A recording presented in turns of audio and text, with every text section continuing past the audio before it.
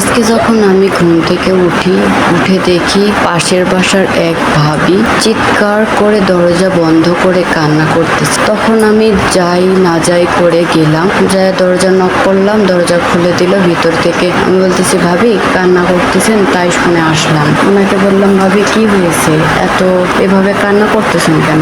উনি যেটা বলছে আমি শুনেই পুরো অবাক। উনি সবাই তো এখন ডিউটিতে আছে, বাসায় তো কেউ নেই। আপনার রুমে দেখলাম যে একটা লোকেই শুধু আপনি আছেন, তাছাড়া সবার রুম দেখি বন্ধ। তাই আমি রুমের দরজা বন্ধ করে আমি আমার ভিতরের কষ্টটাকে বের করে দিচ্ছিলাম। ভাবি আপনার এমন কি কষ্টটা?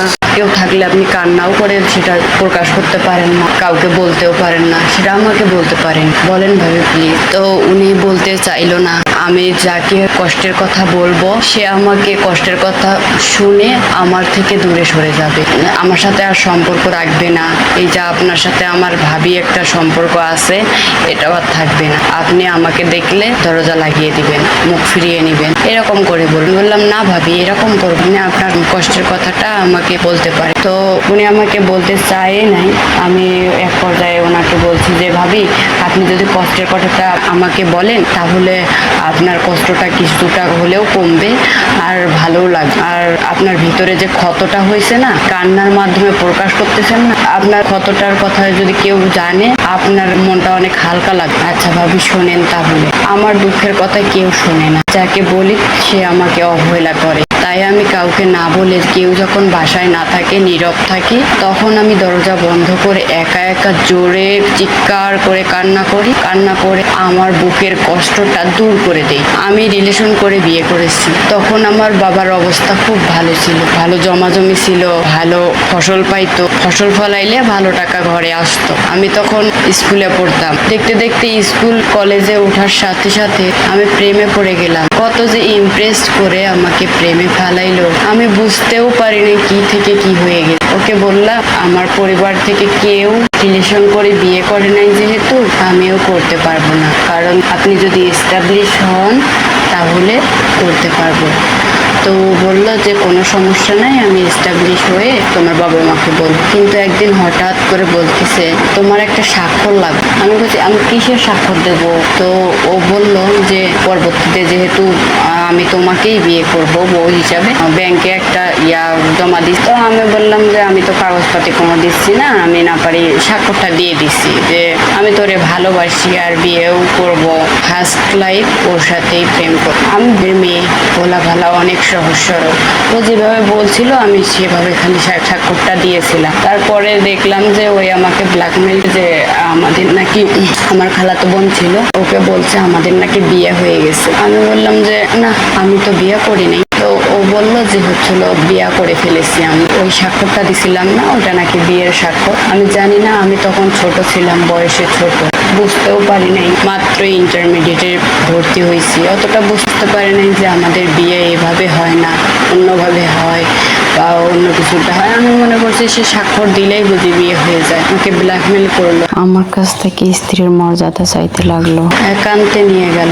আমরা এখন স্বামী স্ত্রী, আমরা এখন অবাধে আমাদের সম্পর্কে জড়াইতেই পারি। তখন আর আমার করার কিছুই ছিল না, যেহেতু ছিলাম যে আমাদের বিয়ে হয়ে গেছে। তারপর ও আবার আমাকে ইমপ্রেস করার জন্য ওর মা একটা কোনো চাচা বোনকে দিয়ে ওই মেয়েটা আমাকে মা পরিচয় দিয়েছে। ওর কথা বলার পর আমি একটু ইমপ্রেসড হই, নর্মালি একটু নরম হই। নর্মাল ভাবে ও আমাকে বোঝালো বিয়ে হয়ে গেছে, তোমার আর এসব করে লাভ নাই, চলো আবার বিয়ে করি, তোমার যদি না বিশ্বাস। মহা টেনশনে পড়ে গেলাম। আমি ভাবলাম যে আমার সে ব্যাড রিপোর্ট আমার একটা জীবন লাগিয়ে গেল, সে তো আমি হলো কে বিয়ে করি যদি একটা আর ব্যাড রিপোর্টও হবে না। তাই আমি সিদ্ধান্ত নিলাম ওর সাথে আমি বিয়ে করব।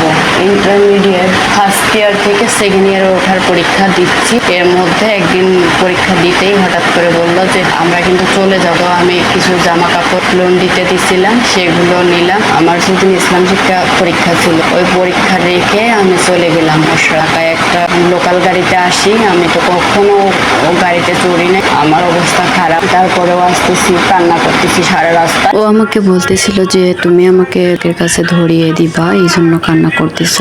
আমি কান্না থামাইতেই পারতেছিলাম না। এমন তো অবস্থায় বাসওয়ালা আমাদের ব্যাপারে জানতে পারে এবং আমাদের বাবা মার ফোন নাম্বার চায়।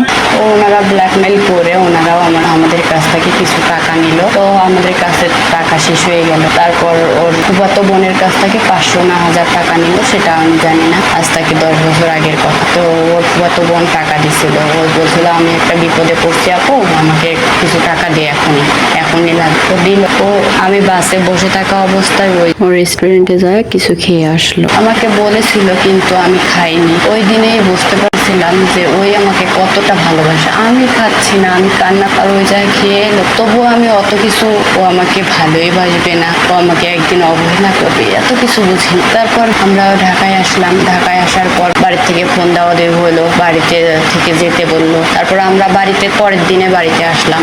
আসার পর আমাদের বিয়ে হলো। আমাদের বাড়িতে থেকে ওদের বাড়িতে নিয়ে আসলো। ভালোই চলছিল। আমি আমাদের বাড়িতে থাকতাম, ও ওদের বাড়িতে থাকতো। আমার বিয়ে করেই আনছিল। মাঝে বছর মাসে 6 মাস যায় 2-3 দিন ওদের বাসায় থাকতাম। মানে মনে হতো যে ওদের বাসাটাই আমার বাবার বাড়ি আর আমার বাসাটাই আমার হলো স্বামীর বাড়ি, এরকম মনে হতো। মানে স্বামীর বাড়িতে মানুষ বেশি দিন থাকে আর বাবার বাড়িতে বেড়াইতে যায়। এইভাবে দেখতে দেখতে 4টি বছর কেটে গেল। আমার হাজবেন্ড শুধু প্রাইভেট পড়াইতো, আর কিছু করতো না। তো আমিও জোর দিতে পারতাম না যে তোমাদের বাসায় যাই, থাকবো, এই করব সেই করব। এভাবেই করে এদের 4 বছর পর ওর একটা বেবি হয়। তারপর ঢাকায় গিয়ে ছেলেটা ইনকাম করা শুরু করে। তারপর ওর জামাই বলে সবচেয়ে নিকৃষ্ট। তারপর ও মানসিকভাবে টর্চারিং করে, এটাও সহ্য করতে পারে না, মা বাবাকেও না। এ থেকে ও অনেক বেশি কষ্ট পায়। ওর জন্য সবাই দোয়া করবেন, ও যেন ধৈর্য ধারণ করবেন। যার জন্য সমাজ ছাড়ছে, ও সমাজের ঘৃণ্য কথা সহ্য করে ওর সাথী হয়েছে। সে যেন ওকে বুঝতে পারে, দোয়া করবেন। আর ওর জীবন কাহিনী চাইলে কমেন্ট করে জানাবেন। ও সবচেয়ে এই কথাটা ও মেনে নিতে পারে না। আল্লাহ হাফেজ।